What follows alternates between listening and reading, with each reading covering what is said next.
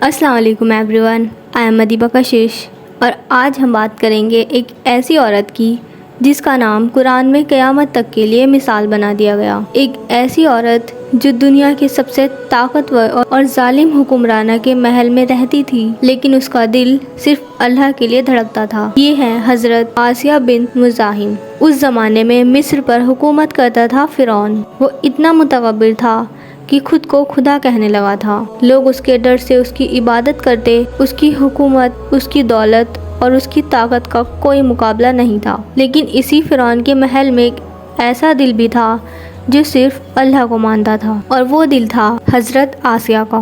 روایتوں کے مطابق جب فرعون کو یہ خبر ملی کہ بنی اسرائیل میں ایک ایسا بچہ پیدا ہوگا جو اس کی سلطنت کے لیے خطرہ بن سکتا ہے، تو اس نے حکم دیا کہ ہر نئے پیدا ہونے والے لڑکوں کو قتل کر دیا جائے۔ اسی دوران اللہ نے موسیٰ علیہ السلام کی والدہ کے دل میں وحی کی کہ وہ اپنے بیٹے کو ایک صندوق میں رکھ کر دریا میں بہا دے۔ ایک ماں کے لیے یہ کتنا مشکل فیصلہ تھا، لیکن اللہ کے وعدے پر یقین رکھتے ہوئے انہوں نے ایسا ہی کیا۔ اور اللہ کی قدرت دیکھیے، جو بچہ فرعون سے بچایا جا رہا تھا، وہی بچہ دریا کے راستے فرعون کے محل پہنچ گیا۔ جب صندوق کھولا گیا تو اس میں ایک معصوم بچہ تھا۔ فرعون کے لوگ اسے مارنا چاہتے تھے، لیکن حضرت آسیہ نے اس بچے کو دیکھا اور ان کے دل میں محبت پیدا ہو گئی۔ انہوں نے فرعون سے کہا کہ اس بچے کو قتل مت کرو، شاید یہ ہمارے لیے فائدہ مند ہو، یا ہم اسے اپنا بیٹا ہی بنا لیں۔ اور اس طرح اللہ نے موسیٰ علیہ السلام کو اسی محل میں پرورش دی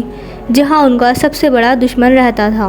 وقت گزرتا گیا اور موسیٰ علیہ السلام اللہ کے نبی بنائے گئے اور فرعون کو اللہ کی طرف بلایا گیا، لیکن فرعون نے تکبر کیا اور حق کو قبول نہیں کیا۔ لیکن حضرت آسیہ نے موسیٰ علیہ السلام کی دعوت کو سمجھا اور اللہ پر ایمان لے آئی۔ انہوں نے جان لیا کہ اصل قدرت فرعون کے پاس نہیں بلکہ اللہ کے پاس ہے۔ جب فرعون کو پتہ چلا کہ اس کی اپنی بیوی ایمان لے آئی ہے تو وہ غصے سے پاگل ہو گیا۔ اس نے حضرت آسیہ کو ایمان چھوڑنے کا حکم دیا، لیکن حضرت آسیہ نے انکار کر دیا۔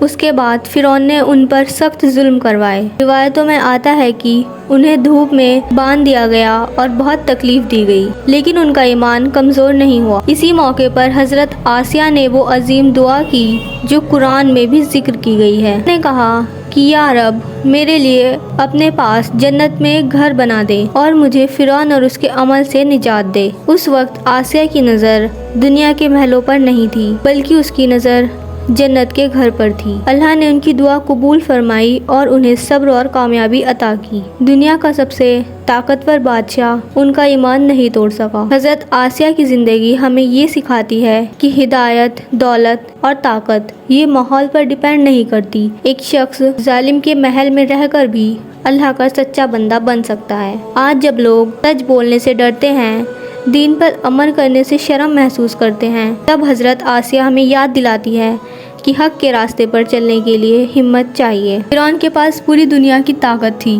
لیکن آج لوگ اسے لعنت کے طور پر یاد کرتے ہیں، اور حضرت آسیہ کے پاس صرف ایمان تھا، لیکن اللہ نے ان کا نام قرآن میں قیامت تک کے لیے زندہ کر دیا۔ یاد رکھیے، جب دل اللہ سے جڑ جائے تو دنیا کی سب سے بڑی طاقت بھی اسے جھکا نہیں سکتی۔ اللہ ہم سب کو حضرت آسیہ رضی اللہ عنہا جیسا ایمان عطا فرمائے، آمین۔